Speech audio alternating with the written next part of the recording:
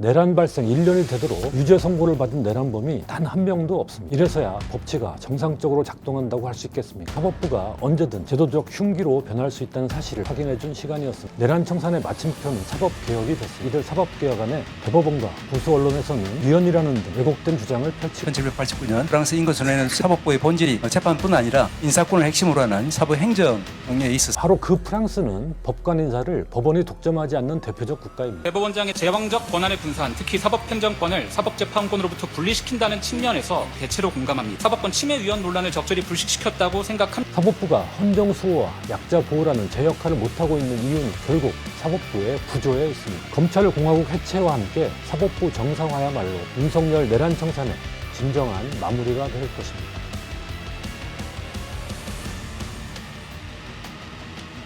안녕하십니까. 논설의 박용현입니다. 며칠 뒤면 12.3 내란이 발발한 지 1년입니다.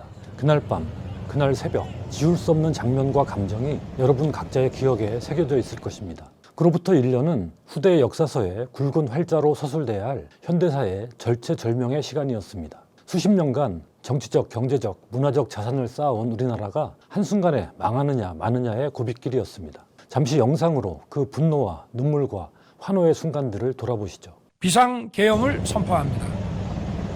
군대를 동원해서 국회의원들을 체포할 가능성이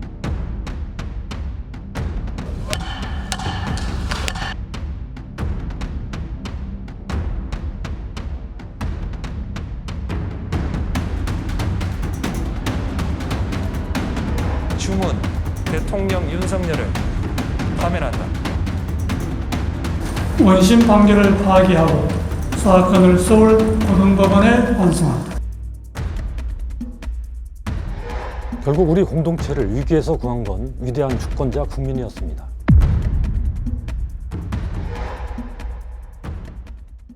그러나 이후 내란 세력의 단죄는 예상치 못한 지난한 과정을 거치고 있습니다. 그 불길한 시발점은 내란 우두머리 윤석열의 석방이었습니다. 지귀현 판사가 구속을 취소하고 검찰은 즉시 항고를 포기했습니다. 윤석열 내란 세력의 뿌리인 검찰이야 능히 그럴 집단이라고 하더라도 법원이 내란 세력의 호위무사가 되리라고는 누구도 예상하지 못했습니다. 이후 조희대 대법원은 유력한 야당 대선 후보를 국민의 선택지에서 지워버리려는 무리수로 내란 연장을 획책했습니다. 지귀현 판사의 내란 재판은 난장판이 됐고 변호사님들이 정 안 되신다 그러면 그건 어쩔 수 없죠. 우리 변호사님들 저 간절한 눈빛에 저 그냥 마음이 약해져서 교도관들도 다 지금 식사도 하시러 서울중앙지법 영장 전담 판사들은 특검의 영장을 수없이 기각하며 내란 세력의 연명을 도왔습니다. 급기야 내란 세력의 변호인들이 여러분들 이진관이가 벌벌벌 떠는 걸 보셨어야 돼요. 내란 법정을 대놓고 모독하는 사태까지 벌어졌습니다. 이 모두가 국민들 눈앞에 생중계됐습니다. 이거 어차피 다 중계되잖아요. 그러니까 촬영하실 필요 없으세요. 그런 와중에 지난 26일 한덕수 전 국무총리의 결심 공판에서 징역 15년이 구형됐습니다. 본 사건은 대한민국 민주주의에 대한 테러입니다. 국가, 국민 전체가 피해자입니다. 피고인을 엄히 처벌함으로써 다시는 대한민국에서 이와 같은 불행한 역사가 되풀이되지 않도록 하여야 할 것입니다. 이상의 점을 종합하여 피고인에게 징역 15년을 선고하여 주시기 바랍니다. 이진관 재판장은 신속하고 엄정한 재판 진행으로 석 달도 채 되지 않아 재판을 매듭지었습니다. 지난 8월 29일 기소된 한덕수 전 총리의 재판이 7달 일찍 1월 26일 기소된 내란 우두머리 윤석열 재판보다 먼저 끝난 것입니다. 그보다 더 앞서 지난해 12월 27일 기소된 김용현 전 국방부 장관은 말할 것도 없습니다. 또 8월 19일 기소된 이상민 전 행정안전부 장관 재판도 여전히 진행 중입니다. 군, 경찰 가담자들에 대한 재판도 마찬가지입니다. 그 결과 내란 발생 1년이 되도록 유죄 선고를 받은 내란범이 단 한 명도 없습니다. 이래서야 법치가 정상적으로 작동한다고 할 수 있겠습니까? 지난 1년간 국민을 가장 불안하게 하고 가장 분노하게 한 국가기관이 어디인지 설문조사한다면 단연 법원이 1위를 차지할 것입니다. 지난 1년은 사법부가 내란 청산의 가장 큰 걸림돌이라는 사실, 국민의 권리를 지켜주기는커녕 국민에게 직접적 위험이 된다는 사실, 그리고 사법부가 언제든 제도적 흉기로 변할 수 있다는 사실을 확인해준 시간이었습니다. 내란 1년이 다가온 지금도 서울 서초동 대법원 앞에 여전히 촛불이 켜지고 있는 이유입니다. 법비에게 철퇴를 사법부를 개혁하라! 내란범 풀어주는 조희대 사법부 응징하자!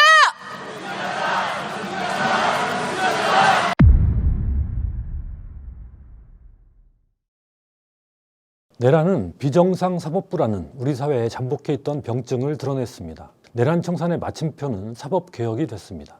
우리나라 사법제도는 민주주의 국가 중 가장 후진적이라고 단언할 수 있습니다. 법관들이 국민과 동떨어져 권력화, 관료화되고 제대로 견제받지 않기 때문입니다. 사법부는 독립성이라는 요술봉을 흔들며 이런 기득권을 지키려 합니다. 검찰과 똑같은 행태입니다. 자신의 잘못을 반성하고 재발 방지를 위해 개혁에 나설 생각은 아예 없습니다. 하지만 독립성이란 원칙이 주권자 국민보다 상위에 있는 가치일 수 없습니다. 독립성이 국민 위에 군림할 자유는 아닌 것입니다. 최근 더불어민주당이 내놓은 사법개혁안들은 바로 이 점을 바로잡는 데 초점을 맞추고 있습니다. 내란 전담 재판부 설치, 법원행정처 폐지 및 사법행정위원회 도입, 법관평가제 도입 등이 대표적입니다.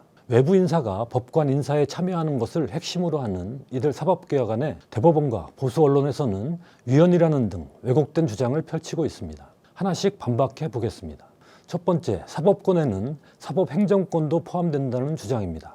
헌법 제101조 1항은 사법권은 법관으로 구성된 법원에 속한다고 규정합니다. 이때 사법권이란 개념에 본질적인 재판권 이외에 법관 인사 등 사법행정권도 포함되는지가 논란입니다. 포함된다고 볼 경우 법관 인사에 외부인들이 참여하는 내란 전담 재판부 설치와 사법행정위원회 도입 등은 헌법에 위배된다고 주장합니다. 조선일보는 사설에서 사법권엔 사법행정권이 포함되는 것이 당연하다고 전제했습니다. 하지만 이는 명백한 왜곡입니다. 헌법학계에서는 반대로 사법행정권이 포함되지 않는다는 게 다수설입니다. 사법권의 의미와 범위에 관해서 국내 학설 대립이 있어요. 형식설과 실질설입니다. 그래서 다수설은 실질설입니다. 실질설을 이해할 때 이 사법권은 재판권입니다. 그러니까 사법행정권은 포함되지 않습니다. 사법행정위원회를 만드는 것이 이제 법원의 어떤 사법행정권을 침해한다든가 사법권 독립을 침해한다는 주장은 헌법적으로는 조금 납득하기 힘들고요. 사법권의 핵심은 재판권입니다. 그런데 김용현 전 국방부 장관 변호인들이 법정을 모독한 행위로 재판권이 침해된 데 대해 대법원은 미온적 태도를 보였습니다. 사법부 수뇌부가 일선 재판에 개입한 사법농단 사태에 대해서도 법원은 철저한 반성조차 없습니다. 정작 중요한 재판권 침해에는 관심이 없고 부차적인 사법행정권에만 집착하는 사법부 태도는 본말이 전도된 것입니다. 두 번째는 사법행정권, 특히 법관 인사권을 법원이 갖지 않으면 사법 독립이 침해된다는 주장입니다. 천대엽 법원행정처장은 지난 26일 국회 법제사법위원회에서 사법부 독립이라고 하는 것은 이제 법관 인사의 독립을 핵심적인 요소 중에 하나로 삼고 있습니다. 과연 그럴까요? 이 말이 맞다면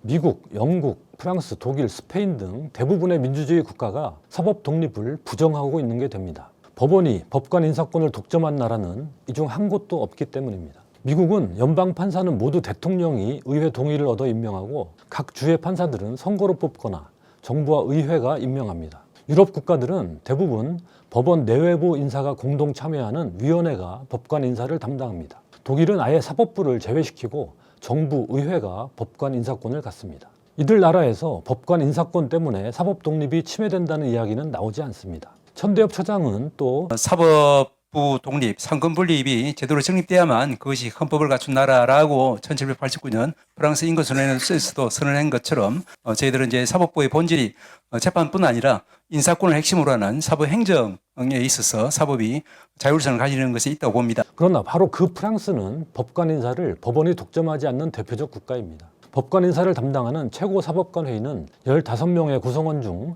법관이 6명뿐이고 나머지는 전부 외부 인사들입니다. 또 외부 인사 중 6명은 대통령과 의회가 지명함으로써 법관 인사의 민주적 의사 반영에 통로를 마련했습니다. 법원, 그것도 대법원장 1인이 모든 법관 인사를 틀어쥐고 있는 나라는 지구상에서 찾아보기 힘듭니다. 사법행정위원회 도입은 대법원장의 인사권을 무력화하는 게 아니라 오히려 정상화하는 것입니다. 세 번째로, 그럼에도 불구하고 현행 헌법의 명시적인 규정에 위배된다는 주장이 있습니다. 앞서 지적한 내용에 동의하더라도 현행 헌법이 대법원장에게 법관 인사권을 부여하고 있는 이상 이를 제한하는 사법행정위원회는 위헌이 될 수 있다는 시각도 있습니다. 그러나 이를 정면으로 반박하는 제도가 이미 존재합니다. 대법관 후보 추천위원회가 한 사례입니다. 헌법 제104조 2항은 대법관은 대법원장의 제청으로 국회의 동의를 얻어 대통령이 임명한다고 규정합니다. 대법관 제청권을 분명히 대법원장에게 부여하고 있습니다.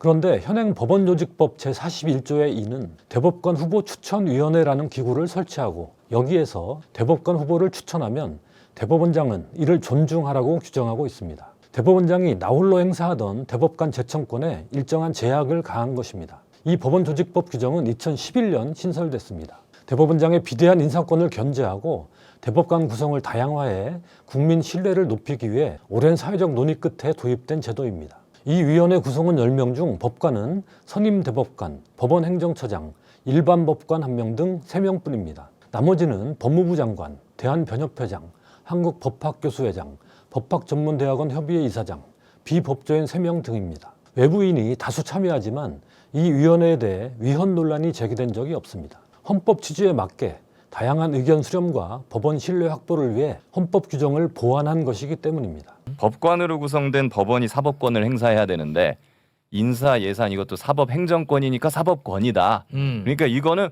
법관들만 행사해야 돼. 근데 왜 법관이 아닌 애들이 자꾸 들어와가지고 하려고 하는 거야? 맞아요. 그러니까 이거 위헌이야? 라고 주장을 하는 거거든요. 네. 그런데 그런 식으로 따지면 우리 대법관 추천할 때요.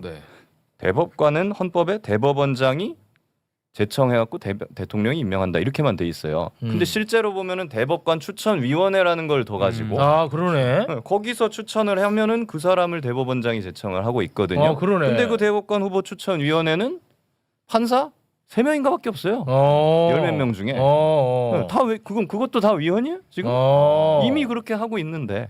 더군다나 더불어민주당이 마련한 사법행정위원회 법안은 그 위원장을 대법원장이 직접 맡거나 임명하도록 함으로써 사법행정권에 대한 대법원장의 권한을 유지하도록 하고 있습니다. 대한변협도 위헌 여지는 없다고 보고 있습니다. 실질적으로 대법원장 1인에게 모든 권한이 집중된 법원의 시스템은 법관의 관료와 법원의 관료적 조직 문화 형성을 야기했고 이는 사법농단 사태의 원인이 되었다고 생각합니다. 그러므로 대법원장의 제왕적 권한의 분산, 특히 사법행정권을 사법재판권으로부터 분리시킨다는 측면에서 법원행정처 폐지 및 사법행정이 설치하는 취지의 대체로 공감합니다. 다음은 위헌 소지에 대한 의견입니다. 사법행정위원장을 대법원장이 맡는 일안을 제시해 주셨고요. 또는 외부위원 중 전국 법관대표회의 추천, 국회 인사청문회를 거쳐서 대법원장이 임명하는 이안을 제시해 주셨습니다. 양안 모두 사법행정위원장 임명에 법원이 직접 관여할 수 있다는 점에서 사법권 침해 위헌 논란을 적절히 불식시켰다고 생각합니다. 다음으로 내란 전담 재판부가 헌법상 금지되는 특별법원이라는 주장까지 버젓이 나옵니다. 명백한 오류입니다. 특별법원은 법관이 아닌 사람이 재판을 담당하거나 그 재판 결과를 대법원에 상고할 수 없도록 돼 있는 예외적인 재판 형태를 말합니다. 내란 전담 재판부는 현직 법관 중에서 내란 사건을 전담할 재판부를 구성하는 것이며 그 재판 결과는 당연히 대법원에 상고할 수 있습니다. 그 관할만 내란 사건으로 특정될 뿐입니다. 이렇게 특정 분야의 사건만 맡는 법원은 이미 가정법원, 행정법원, 특허법원 등이 존재합니다. 가정법원 안에 소년사건 전담재판부를 두기도 합니다. 서울고등법원도 이미 지난 9월 내란사건 항소심 전담재판부 구성 방침을 밝힌 바 있습니다. 법원도 내란전담재판부가 위헌이 아님을 인정한 것입니다. 끝으로 사법부는 다수의 횡포로부터 소수자의 인권을 보호하는 역할을 해야 하므로 다수의 통제로부터 벗어나 독립성이 철저히 보장돼야 한다는 논리가 있습니다. 사법부 독립을 강조하는 가장 그럴듯한 논리입니다. 법원은 다수결에 따라서 선출된 입법부 행정부와는 존립 이유가 달라서 다수의 의사에 반하더라도 헌법과 법률에 따라 보장되는 사회적 약자의 인권을 보장하는 역할을 독립하여 공정하게 수행할 수 있어야 하기 때문입니다. 그런데 이런 말을 들으면 당장 반박하고 싶은 게 있습니다. 사법부는 과연 그런 역할에 충실했느냐는 것입니다. 지난 27일 초코파이 재판 항소심에서 무죄가 선고됐습니다. 협력업체 사무실 냉장고에서 초코파이 등 1,050원어치 간식을 꺼내 먹었다는 이유로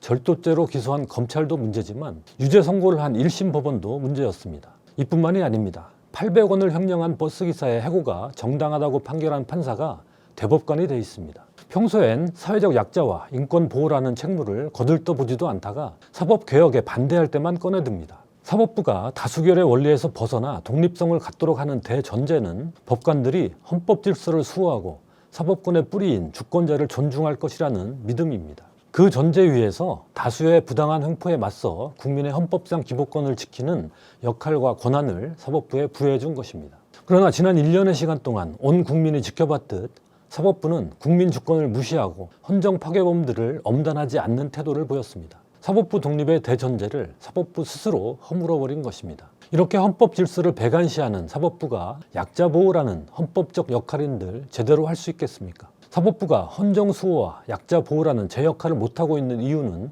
결국 사법부의 구조에 있습니다. 외부의 견제를 전혀 받지 않고 법관들만의 성체를 쌓고 그 안에서 귀족 집단화했기 때문입니다. 이런 구조를 용납해서는 안 된다는 게 앞서 살펴본 외국의 제도들이 탄생한 배경입니다. 우리도 이제 그 첫발을 내디뎌야 할 때입니다. 마무리하겠습니다. 12.3 내란이 1년쯤 되면 상당 부분 정리가 되리라 기대했습니다. 하지만 여전히 갈 길은 멀어 보입니다. 여기에는 사법부의 책임이 가장 크다고 봅니다.